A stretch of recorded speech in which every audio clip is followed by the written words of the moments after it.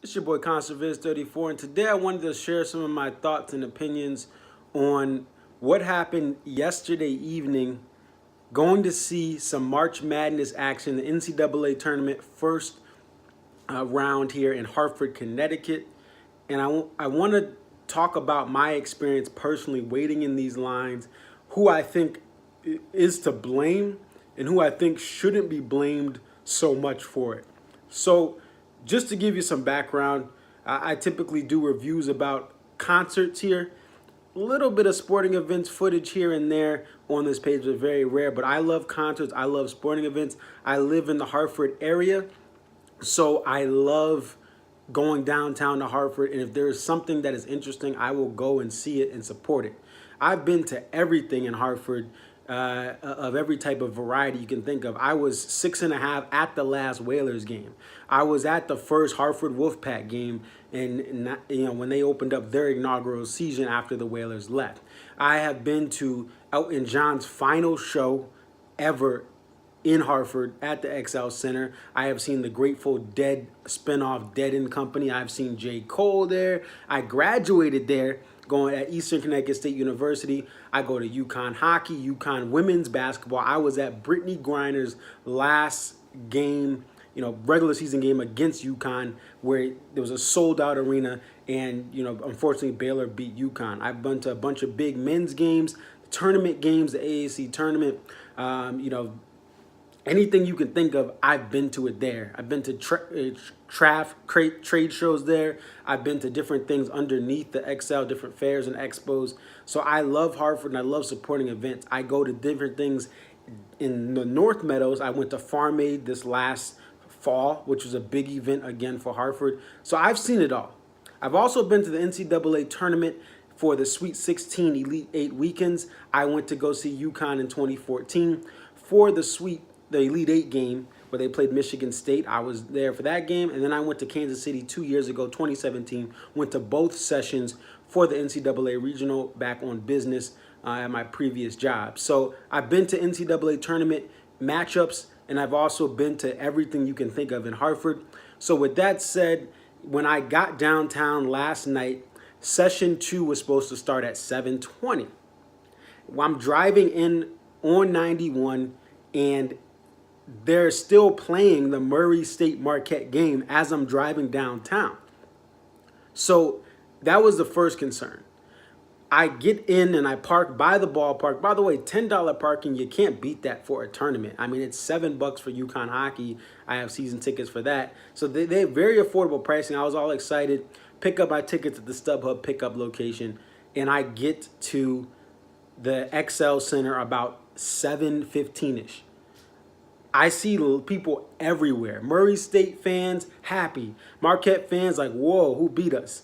I keep walking. I see the Villanova fans and some of the Purdue fans that were coming in early, and there's just lines everywhere. I know every entrance and exit to this venue because I've been going since I was literally 6.5 years old, or 6 years old, my 6th birthday in October of '96.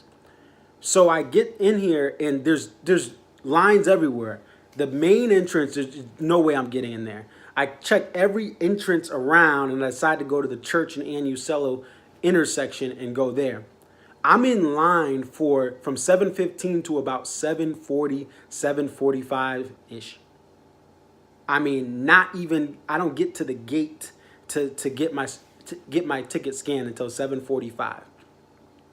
That is the longest I have ever waited in a security line for this venue. So I was shocked. I've been to sold out concerts, Elton John and Dead and Company. I mean, there was literally not a single seat there that was open. And I've been to, like the last Whalers game. I've been to other big hockey events, and Baylor, UConn women playing Baylor sold out. I've never had to wait that long.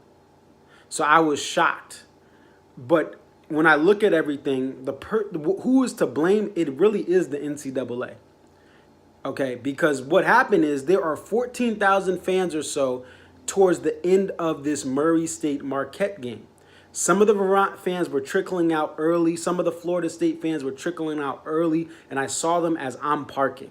So you do have about maybe a couple hundred to a couple thousand fans leaving that venue. But you still have the Murray State and Marquette fans in the venue as I'm getting my tickets from the StubHub pickup location. And this is about, again, 7:05-ish. So they're supposed to start at 7:20. They're supposed to clear their arena out, get everything ready, and the game tip-off is at 7:20. That was not happening. So the fault of this really is the NCAA. And I see a lot of people, not everyone, but a lot of people are trying to blame the XL Center and Hartford and this and that. No, not at all, okay? I don't care. I've been to a bunch of different venues in a bunch of different states. There is no top-notch, state-of-the-art arena that is going to be able to clear 14,000 fans out at 7:05-ish, 7:10, and get a game started at 7:20 with all the fans in there. It's impossible. With all the timeouts that these coaches take, with all the fouls, all the delays, the fact that you start one session at 2 and the next session starts and you play a doubleheader and then you have warm-ups and all that stuff halftime, and then you expect the next session to start at 7:20 is not realistic. The NCAA holds the majority of the blame for this because logistically this is impossible. And I heard a couple things from fans there. Why don't they just let us in the concourse? Why don't they just let us get in here? That people complaining. If you're running security, if you're running an arena, you can't let fans, when you're trying to clear sessions out, hang in the concourse while you're getting everything ready. While security-wise, you're making sure every ticket holder is out of the venue. You cannot let fans sit in the concourse waiting for their tickets to be scanned. You have 2,000 or 3,000, let's just say you let 2,000 or 3,000 people in, that crowd control is going to be impossible. So they could not let anyone in until they clear out this. And again, the Marquette Murray State doesn't end till maybe a little after 7. Okay, it's not like it ended at 6:45 or 6 o'clock and you have an hour plus. No, they had to clear out this arena. They had to get everyone out. You have session 2 tickets and you're in session 1, we don't care. Get out. You have to get everyone out safely. You have to scan everything in this venue for security reasons. You have to make sure no one's hiding in the bathrooms. It is impossible to clear everything out in that amount of time. And some people are like, oh, there's not enough metal detectors. Okay, there were some doors that were not open. They did not have metal detectors there. It does not matter. Sure, 7 or 8 or 15 or 16 other metal detectors would have helped. But at the same time, for the safety and the crowd control and the amount of staff they have, even if they had a couple extra metal detectors, nobody was getting in to at least about 7:25, 7:30, if that. Okay, no one is entering in and getting their ticket scanned because you have to look at every single square foot of the accessible area of the concourse and the seating, so everyone is out for security reasons. So I just think it was unrealistic. Now, people can bash how old the venue is. It's not the best looking venue in the world. Okay, the concourses aren't the best in the world. The food is not as good as some of these newer arenas and newer venues that have amazing food choices. They have restaurants in them. And the bathroom situation has been a problem since the 70s. That is true, but at the same time, that has nothing to do with what the NCAA decides to do. Is we need TV money. We don't care that people paid $300, $100 for the uppers and things like that for these sessions. We're gonna start these games at at 7:45 even or 7:40, and no one's gonna even be in their seats. The fans can't see what they paid for. If you're a St. Mary's fan and a Villanova fan, most fans missed at least 5 to 10 minutes, if not more. Okay, some of them were able to get in early and they just saw tip-off, but not that many people. They had to really be there camped out for 15, 20 minutes before the Murray State game ended. So I blame the NCAA just because the NCAA does this for TV money, for time slots. If they really want to make it so that fans can access this, the fans who paid money to see everything. Okay, basketball games are only 2 halves. It's 2/3 of a hockey game.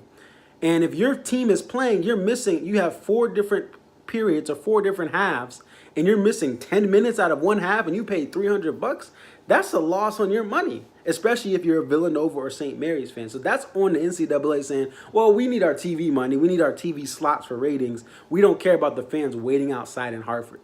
I've never been to the first round. Again, I've only been to the Sweet 16 Elite 8. So I don't know. Maybe there's other people comment if you've been to another session like this that's been horrible.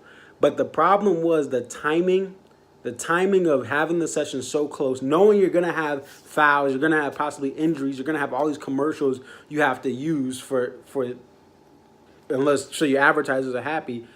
There should be a better process for having the first session start at 1 o'clock instead of 2 o'clock, and there's not even this issue.